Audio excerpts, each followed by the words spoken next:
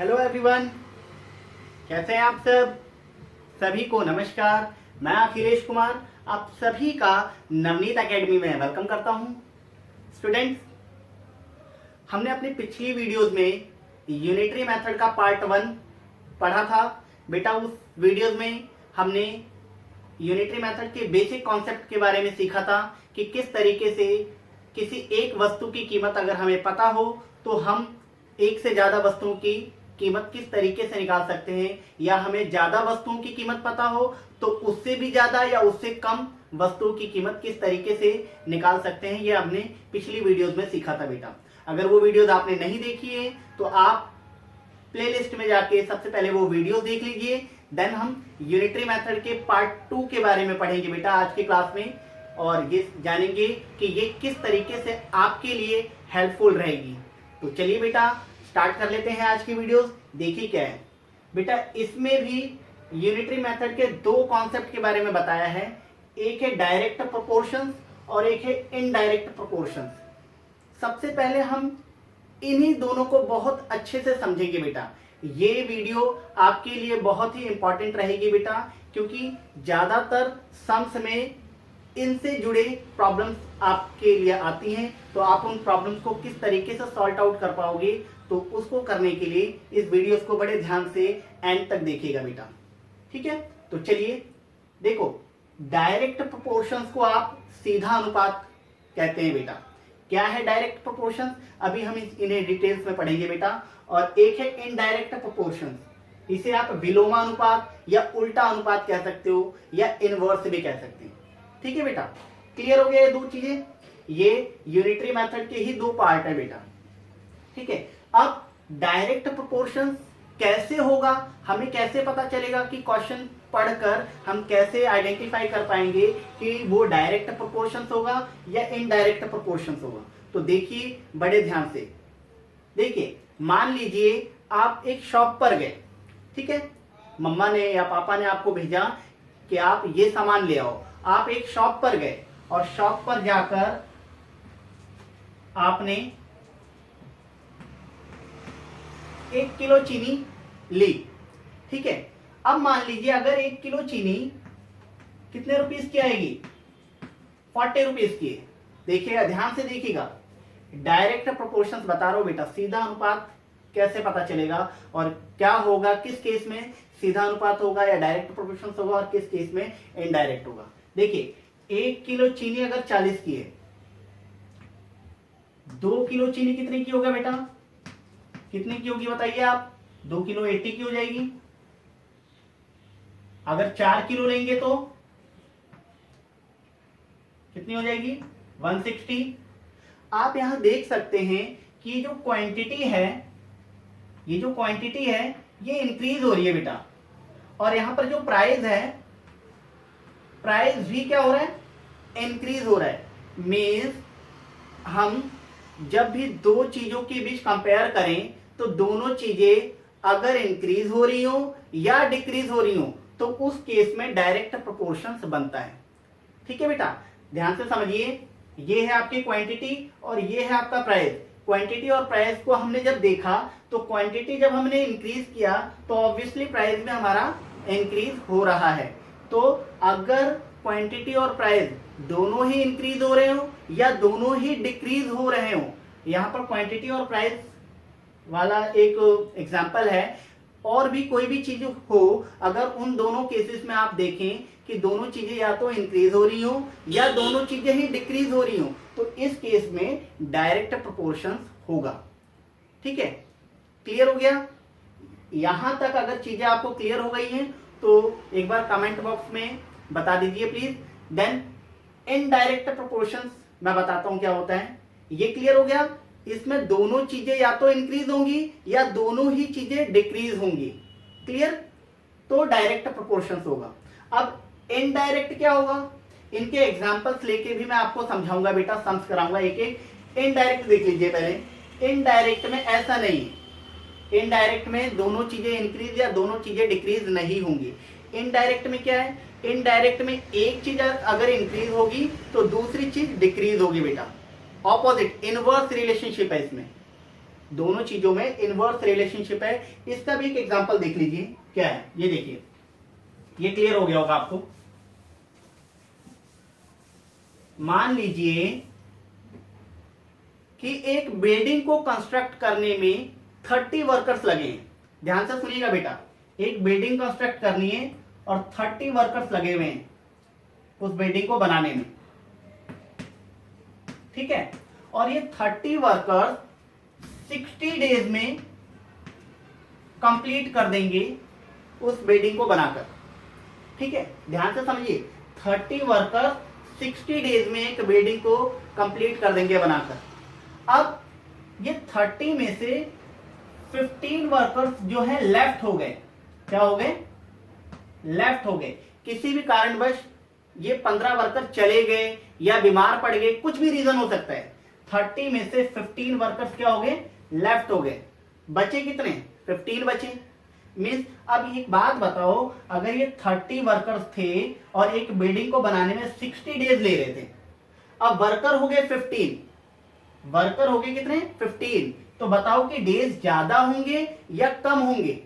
मतलब एक बिल्डिंग को बनाने में दिन ज्यादा लगेंगे या दिन कम लगेंगे? ऑब्वियसली अगर यहां पर पर्सन ही कम हो गए तो डेज तो बढ़ जाएंगे। डेज ज्यादा होंगे, कितने होंगे? डेज इंक्रीज हो जाएंगे बेटा। बस यहां पर डेज के लिए इंक्रीज का साइन बना देते हैं। अब कितना इंक्रीज होगा डिपेंड करता है किस तरीके से हम सॉल्व करेंगे, ठीक है। समझ में आ गया? यहां पर क्या है? यहां पर डिक्रीज हुआ है तो यहां पर इंक्रीज हो जाएगा, डेज क्या हो जाएंगे? बढ़ जाएंगे, ठीक है। अगर वर्कर और कम होंगे डेज और बढ़ जाएंगे, वर्कर और कम होंगे तो डेज और बढ़ जाएंगे, ठीक है। तो यहां देख सकते हो ऑब्वियसली बेटा, जितने कम लोग होंगे उतना ही ज्यादा टाइम लगेगा किसी काम को करने में, या जितने ज्यादा लोग होंगे उतना ही कम टाइम लगेगा किसी काम को करने में। तो यहां पर कौन सा केस सामने आ रहा है बेटा? डायरेक्ट प्रोपोर्शन या इनडायरेक्ट प्रोपोर्शन? तो आप कह सकते हैं यहाँ पे इनडायरेक्ट प्रोपोर्शन है, मीन्स विलोमानुपात। मीन्स एक चीज अगर इंक्रीज हो रही है तो दूसरी चीज डिक्रीज होगी। अगर ऐसा किसी क्वेश्चन में आपको देखने को समझने को मिल जाए तो आप वहां पर क्या समझेंगे कि वहां पर इनडायरेक्ट प्रोपोर्शन है। क्लियर? डायरेक्ट भी क्लियर हो गया और इनडायरेक्ट भी क्लियर हो गया। डायरेक्ट में या तो दोनों चीजें इंक्रीज होंगी बेटा, ठीक है, या दोनों चीजें डिक्रीज होंगी, ठीक है इसमें। बट यहां पर क्या है, अगर एक चीज इंक्रीज हो रही है तो दूसरी चीज डिक्रीज होगी। क्लियर? ये चीज क्लियर हो गई होगी आपको। अब देखिए यहां तक आपको बहुत अच्छे से समझ में आ गया होगा। अब आप ये समझिए कि किस केस में आपको कौन सी चीज करनी है। देखिए क्वेश्चन पढ़ते ही आपको अगर ये समझ में आ जाए डायरेक्ट है तो वहां पर आपको हमेशा करना है डिवाइड। ये ध्यान रखिएगा बेटा, डिवाइड करना है। क्या करना है? डिवाइड। और अगर क्वेश्चन पढ़कर आप समझ में आ रहे हैं इनडायरेक्ट प्रोपोर्शन है तो वहां पर करना है आपको मल्टीप्लाई। इतनी सी चीज याद रखिएगा। अब ये डिवाइड और मल्टीप्लाई कैसे होगा वो हम एक क्वेश्चन के थ्रू समझेंगे। देखिए बेटा क्या है,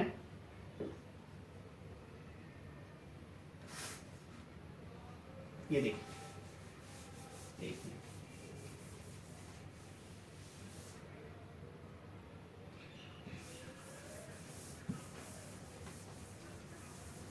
देखिए आपके पास एक क्वेश्चन है कि a bus travel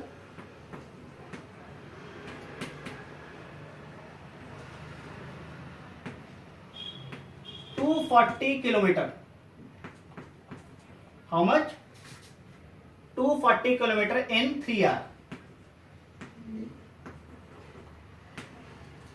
A bus travel 240 kilometer in 3 hours if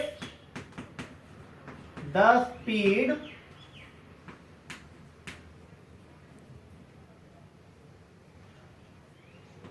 of the bus remains same। ठीक है?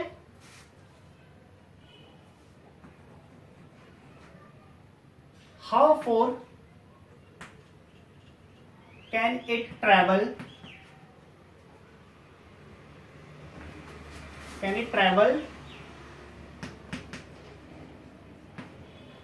इन 7 आवर। देखिए बेटा, ये क्वेश्चन है आपका। क्या क्वेश्चन है? अ बस ट्रैवल 240 किलोमीटर इन 3 आवर्स। एक बस है जो वो 240 किलोमीटर का डिस्टेंस 3 आवर्स में कंप्लीट करती है। ध्यान से समझिएगा, 240 किलोमीटर है और टाइम कितना लग रहा है? 3 आवर्स। ठीक है बच्चे। अब if the speed of the bus remains, मान लो कि बस की स्पीड जो है सेम है, सेम स्पीड से बस चल रही है, तो बताओ कि 7 आवर्स में कितना डिस्टेंस कवर करेगी। मीन्स ये 7 आवर्स है, 7 आवर्स में कितना डिस्टेंस कवर करेगी। अब थोड़ा सा क्वेश्चन समझने की कोशिश करते हैं। अगर 240 किलोमीटर है, 3 आवर्स में कंप्लीट कर रही है, तो 7 आवर्स में ऑब्वियसली ज्यादा कंप्लीट करेगी। 3 आवर्स में 240 किलोमीटर कवर कर रही है, तो 7 आवर्स में ज्यादा कंप्लीट करेगी। मीन्स यहां पर देखो कि ये आवर्स जो है इंक्रीज हो रहे हैं, तो डिस्टेंस भी क्या होगा बेटा? डिस्टेंस भी इंक्रीज होगा, नहीं होगा?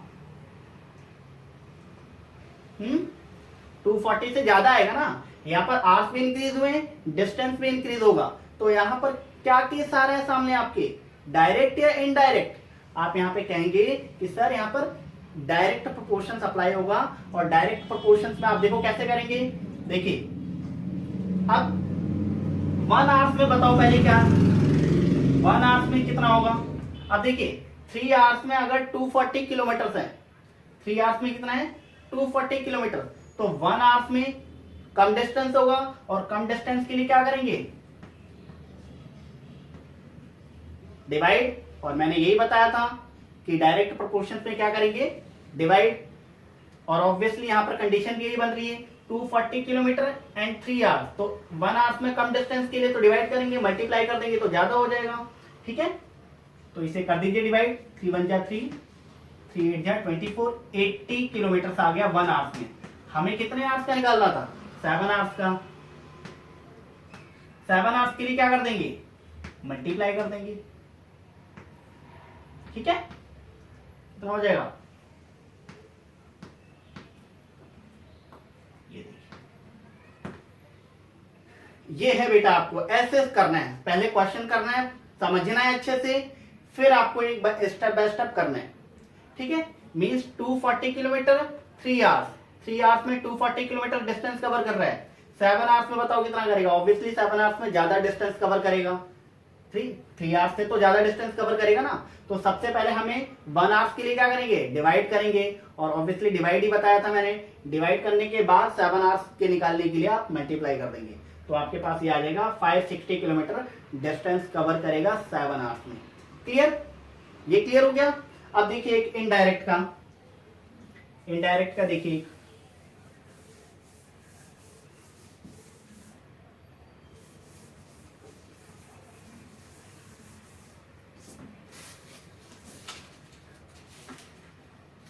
देखिए क्वेश्चन क्या है। Question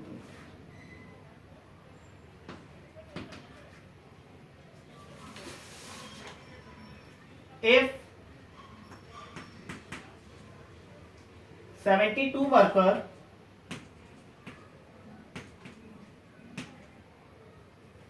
can do a piece of work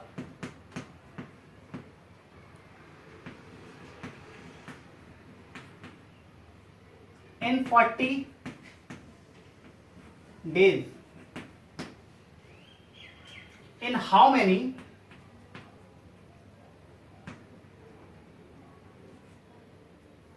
days will 64 worker complete the same work?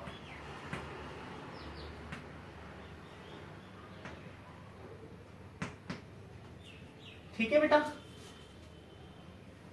ये क्वेश्चन है आपके पास। ये देखिए, अब if 72 worker can do a piece of work in 40 days, means 72 worker जो है एक काम को 40 डेज में कंप्लीट कर देते हैं। कितने दिन में कंप्लीट कर देते हैं? 40 डेज में कंप्लीट कर देते हैं। हमें क्या पूछा है कि 64 वर्कर उसी काम को कितने दिन में कंप्लीट करेंगे बेटा? 64 वर्कर उसी काम को कितने दिन में कंप्लीट करेंगे? अब देखिए, अगर 72 वर्कर हैं, डेज लग रहे हैं 40,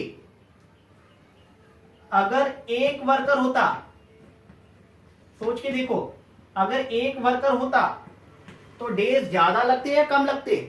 अगर 72 मिलकर एक काम को 40 दिन में पूरा कर रहे हैं तो एक ज्यादा दिन में करेगा, और ज्यादा के लिए क्या करना पड़ेगा? मल्टीप्लाई, डिवाइड करेंगे तो कम आ जाएगा, 40 से कम आ जाएगा, मल्टीप्लाई करना पड़ेगा। ठीक है, अब ये एक वर्कर का आ गया। हमें कितने वर्कर का निकालना है बताओ? 64 वर्कर क्या करेंगे, कितने दिन में कंप्लीट करेंगे उस काम को? अब अगर एक वर्कर कम दिन में कर रहे हैं तो एक से ज्यादा, सॉरी, एक वर्कर अगर ज्यादा दिन में किसी काम को कंप्लीट कर रहे हैं तो 64 वर्कर उसी काम को कम डेज में कंप्लीट करेंगे, और कम डेज में कंप्लीट करने के लिए फिर हम क्या कर देंगे? डिवाइड, किससे? 64 से। ठीक है, ध्यान रखना, 72 वर्कर 40 डेज, वन वर्कर, एक वर्कर ज्यादा दिन लगाएगा, ज्यादा दिन लगाएगा ना उस काम को करने के लिए, और ज्यादा दिन लगाएगा तो हमें क्या करना पड़ेगा? मल्टीप्लाई, तभी तो ज्यादा आएगा, डिवाइड कर दोगे तो कम आ जाएगा। ठीक है, और 64 वर्कर, अगर एक वर्कर ज्यादा दिन लगा रहे हैं तो 64 वर्कर कम दिन लगाएंगे, एक वर्कर से तो कम दिन लगाएंगे ना उस काम को करने में, तो कम दिन लगाएंगे मतलब उससे डिवाइड करेंगे। ठीक है, अब इसे सॉल्व कर देते हैं हम। देखिए, 8 9 जा 72, 8 8 जा 64, एंड 8 1 जा 8, 8 5 जा 40। ठीक है, 9 5 जा 45, ये क्या हो गया? 45 डेज लगेंगे उस काम को कंप्लीट करने में। 64 वर्कर्स उस काम को 45 डेज में कंप्लीट कर देंगे। ठीक है, एक बार और समझ लेते हैं। देखिए, 72 वर्कर्स थे, 40 डेज लगाया, 64 वर्कर उस काम को कितने दिन में कंप्लीट करेंगे? तो सबसे पहले एक वर्कर उस काम को करने में ज्यादा दिन लेंगे, क्योंकि 72 अगर 40 डेज लग रहे हैं तो 40 डेज से तो ज्यादा लगेंगे बेटा। एक वर्कर अगर करेगा तो 40 डेज से ज्यादा लगेंगे, और ज्यादा लगेंगे तो हमें मल्टीप्लाई करना पड़ेगा, 40 को तो मल्टीप्लाई करना पड़ेगा। अगर डिवाइड करेंगे तो इससे तो कम आ जाएगा, तो कम तो दिन लगाएगा नहीं ना, एक वर्कर ज्यादा दिन लगाएगा, तो मल्टीप्लाई कर दिया। अब 64 वर्कर, एक वर्कर अगर ज्यादा दिन लगा रहा है तो 64 वर्कर ऑब्वियसली एक वर्कर से कम दिन लगाएगा, तो कम दिन लगाने के लिए हमें डिवाइड करना पड़ेगा। तो हमने डिवाइड किया, हमारे पास 45 डेज आ गए। ठीक है, तो इस तरीके से आप देख सकते हैं कि डायरेक्ट प्रोपोर्शंस वाले केस में हम किस तरीके से करेंगे और इनडायरेक्ट प्रोपोर्शंस वाले केस में हम किस तरीके से करेंगे। सबसे पहले आपका सारा ध्यान क्वेश्चन पढ़ के पहले समझने में, क्वेश्चन की लैंग्वेज अगर आपको एक बार समझ में आ जाएगी देन आपको कोई भी प्रॉब्लम नहीं होगी। ठीक है बेटा, तो बहुत ही ध्यान से आप पहले क्वेश्चन रीड कीजिए, समझिए, देन आप सॉल्यूशन कीजिए। ठीक है, आई होप आज की क्लास आपको पसंद आई होगी। अगर पसंद आए तो प्लीज लाइक, सब्सक्राइब, शेयर करना ना भूलें बेटा, और बेल आइकन जरूर प्रेस करें ताकि कोई भी नई वीडियोज आए तो सबसे पहले आपको पता चले बेटा। तो आज की क्लास इतनी ही। Thank you so much.